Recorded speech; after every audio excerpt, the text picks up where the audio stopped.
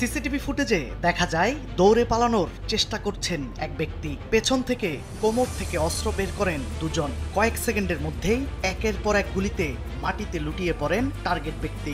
Operation শেষে দ্রুত পালিয়ে যায় গুলিছোড়া দুজন। প্রত্যক্ষদর্শীরা জানান, সোমবার সকাল 10:30টার দিকে পুরান ঢাকার ন্যাশনাল মেডিকেল ইনস্টিটিউট হাসপাতালের সামনে এই ঘটনা ঘটে।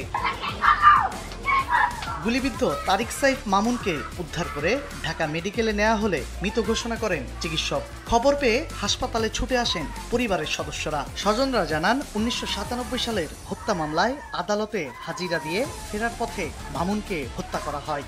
পুলিশ জানিয়েছে, নিহত মামুন ছিলেন এক সময়ের আলোচিত সন্ত্রাসী। চিত্রনায়ক সোহেল চৌধুরী ও সাবেক সেনাপ্রধান আজিজ আহমেদের ভাই সাহিদ আহমেদ টিপু হত্যা মামলার আসামি। হত্যাকাণ্ডে জড়িতদের গ্রেপ্তারে কাজ করছে আইনশৃঙ্খলা বাহিনীর একাধিক টিম।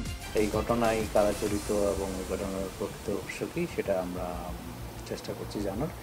আশা করি খুব অল্প সময়ের ভিতরে ঘটনার জড়িতদের আমরা আইনের আওতায় নিয়ে আসতে সক্ষম হব। চিত্রনায়ক সোহেল চৌধুরী হত্যা মামলায় 20 বছরের বেশি জেল খেটে 2023 সালে জামিনে মুক্তি পান মামুন।